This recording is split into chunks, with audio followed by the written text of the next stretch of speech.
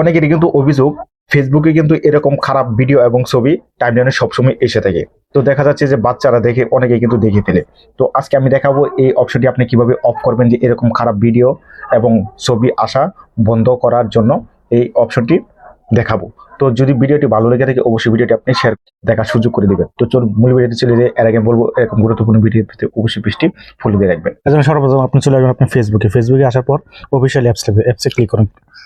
Click করার পর এখানে দেখেন রয়েছে যে আপনার এই যে এখানে আপনার প্রোফাইলে ক্লিক করুন। প্রোফাইলে ক্লিক করার পর এখানে দেখেন একটি সেটিংস অপশন রয়েছে, এখানে ক্লিক করুন। ক্লিক করার পর এখানে দেখেন রয়েছে একটু স্ক্রল ডাউন করে নিচে চলে এখানে দেখেন রয়েছে কন্টেন্ট প্রিফারেন্স। এই কন্টেন্ট প্রিফারেন্সের উপর ক্লিক করুন। ক্লিক করার পর এখানে দেখেন সেনসিটিভ কন্টেন্ট, আপনার মোবাইলে থাকতে পারে যে ম্যানেজ কন্টেন্ট।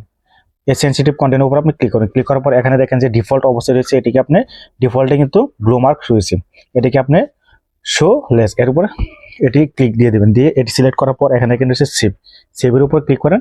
সেভের উপর ক্লিক করে এখানে দেখেন ওকে দিন। ওকে দিলে যেরকম আপনি সেভ থাকবেন ঠিক আপনার ঘরে সন্তানগুলোও কিন্তু এরকমই সেভ থাকবে, কারণ এরকম খারাপ ভিডিও আর কখনো আপনার মোবাইলে আসবে না। ধন্যবাদ সকলকে, আসসালামু আলাইকুম।